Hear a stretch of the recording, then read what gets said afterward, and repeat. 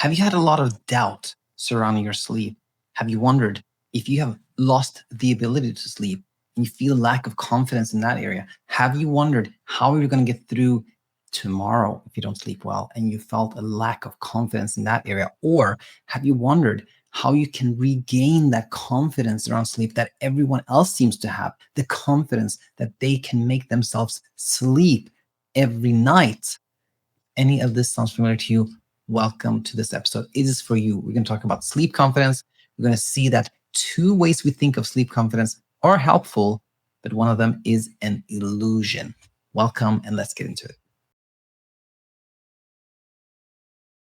Hi there, and welcome to this episode of Insomnia Insight. I hope you're doing really, really well today.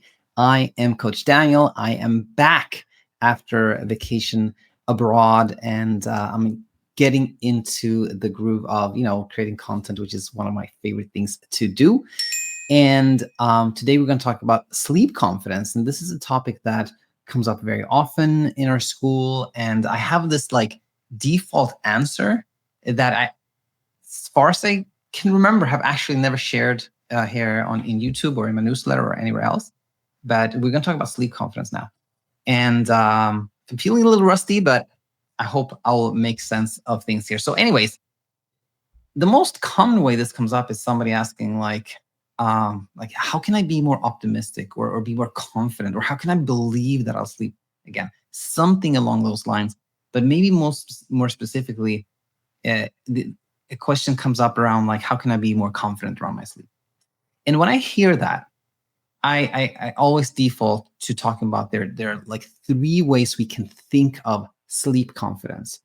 And two ways we can think of sleep confidence are sleep, we will see our sleep confidence in a way that is helpful, like a type of sleep confidence that we do want, that it is helpful for us. But one way that we can think of sleep confidence is actually not helpful. It actually leads to more struggle if we think of sleep confidence in that way. If this sounds a little convoluted, don't worry, we're going to get into the details. So anyways, sleep confidence, when we say that, it can mean three things. Now, somebody out there may say, Daniel, it can mean 8 things or 5, or you can come up with another version. Yes. I'm sure that's true. But for the purpose of this class, we'll say that they can mean 3 things. And we'll get right to the first one here. So the first way we can think of sleep confidence is knowing that there's nothing wrong with your sleep system, your brain. Having confidence that your brain is actually healthy and sound and everything is working as it should, which can be tricky to see when you're getting very little sleep and you're trying everything that people tell you to do and you're still not sleeping well. But in fact, all this is actually evidence that you have a healthy brain and a healthy and sound sleep system. And how we find that, we can go here actually, why it helps to see that there's nothing wrong with us, having confidence that there's nothing wrong with the sleep system, is of course that then our worries around sleep fade away. And we try less to fix our sleep system when we see that it's not broken to begin with. So this type of confidence that there's nothing wrong with our brain or our sleep system is helpful. Now, if you understand this part, that you see that, okay, I can see how this type of sleep confidence can be helpful, but I don't have it. How can I find this sleep confidence? Well, really, I think of this as mainly a matter of just school book type education, like learning, which you can do here on our YouTube channel. And this is the first key out of our 3 keys. And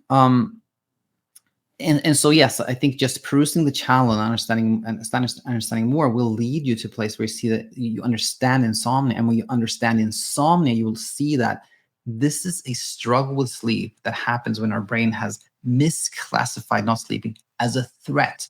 And our brain is doing what it always does when it thinks we're a threat, and which is it keeps us vigilant, it keeps us anxious, and that makes us more awake, and sleep less at night. And then we have identified it as a threat, which makes us think even more that we're threatened, which creates more anxiety and vigilance, right? So you see, this is the cycle of insomnia. It doesn't mean anything is wrong or broken.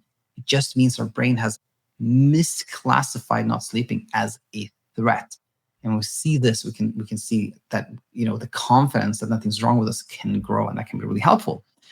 So again, just just studying your channel will lead you here. And we've seen why it helps. But I wanted to there were two specific examples I want to bring up here before we move to the next version of sleep confidence, because a lot of people will say like, hey, I can't see that there's nothing wrong with my sleep system because I sleep like, 2 hours a night if I'm lucky, something like that. But when we understand that our brain and our sleep system is designed in a way that it's supposed to keep us awake when it senses a threat, then we can see like, oh, what I thought meant something was wrong actually means there's nothing wrong, right? So this way we can actually, build upon our sleep confidence with what we thought was evidence that there was something wrong with our sleep system. And very similarly, when it comes to not insomnia, and insomnia we define here as a sleep struggle rooted in the brain misclassifying wakefulness as a threat, but it also applies to sleep disruption.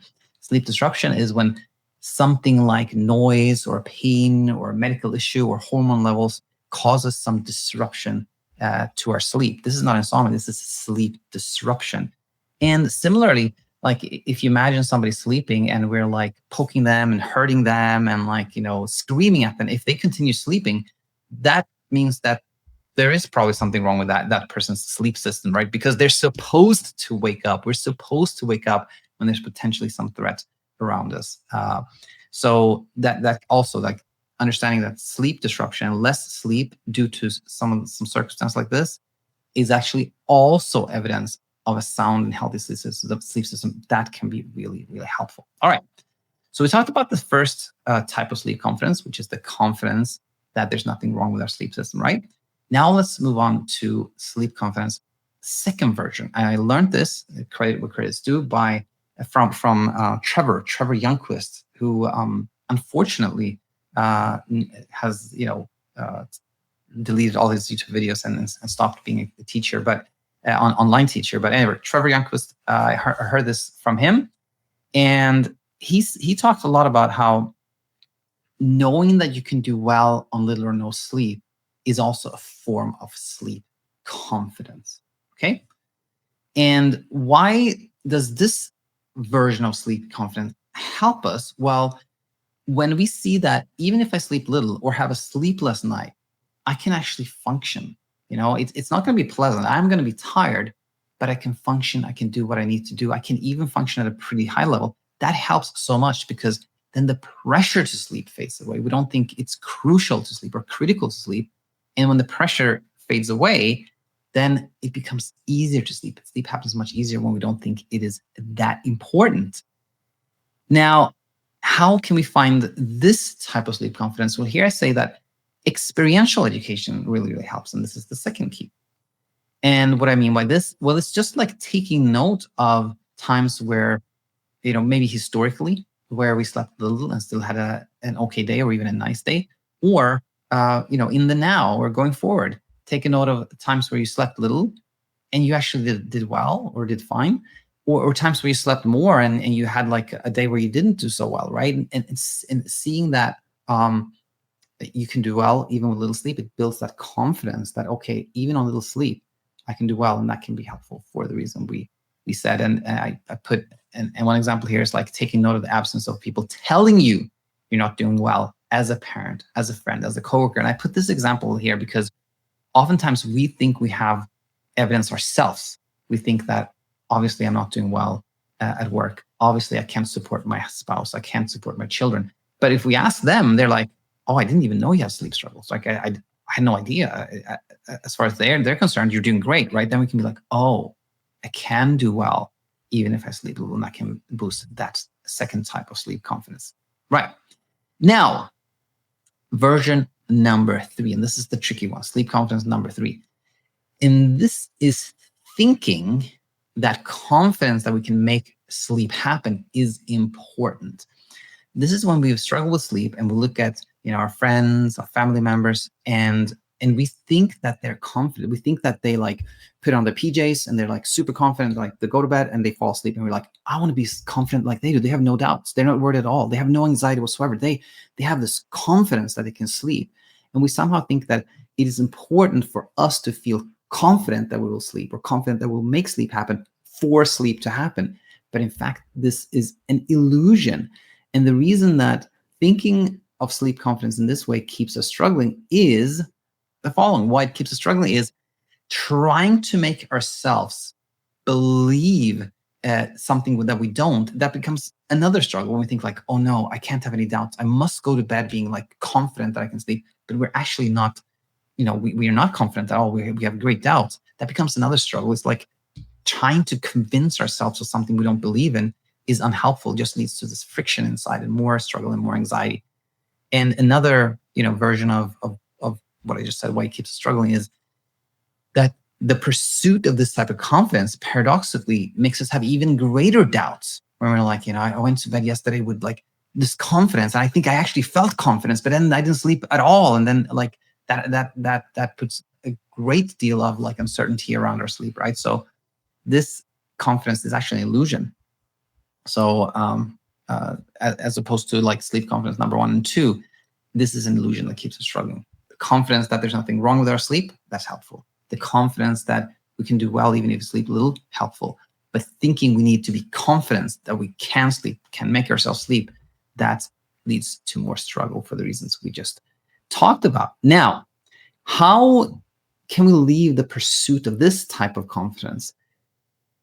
I said study this video. I'm sure there's much more on channel elsewhere that can help, but I really wanted to put something in this very video that can help you leave the attempt to find this kind of like confidence that you can make yourself sleep.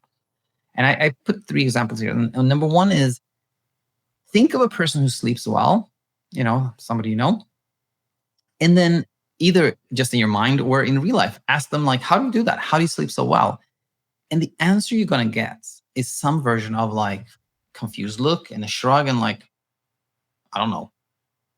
And that actually reveals a lot. It reveals that they're not planning or preemptively trying to do something to sleep. They're not putting any effort into sleep. They're not trying to make sleep happen. And you also don't see no display of confidence. It's not that that person says like, well, I go to bed and I pump myself up and like, get myself ready. And you see a complete absence of that, which shows you that there's no need for a confidence that we will sleep, or confidence that we make ourselves sleep, for us to sleep really well.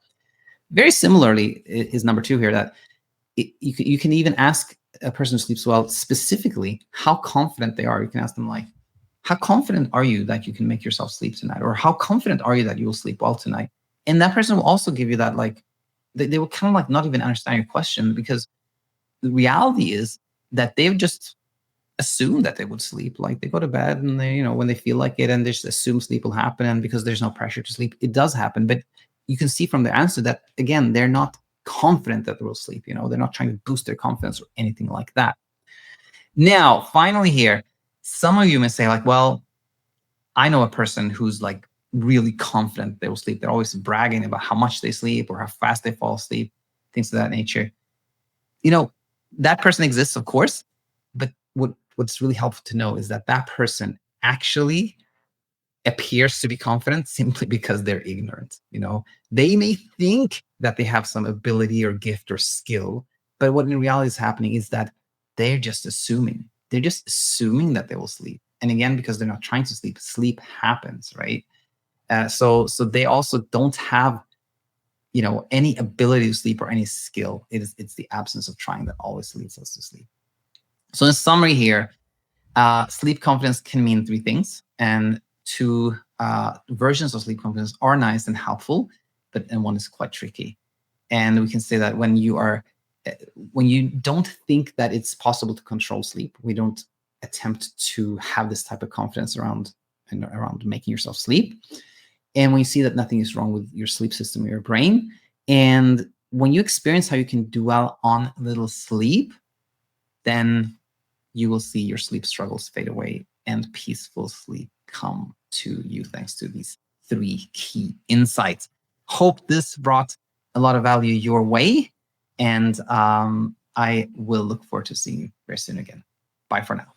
Hi, it's me, Daniel, and I hope you really found a lot of value in the video you just saw. Now I have a question for you. Did you hit the like button? Did you leave a comment? If not, then please consider that, because that is what leads to people finding us, finding peaceful sleep and peace of mind and feeling like themselves again, and all the other wonderful things that come from understanding what insomnia is really all about. So yes, just hit that like button, leave a comment, and that will help so much. Thank you.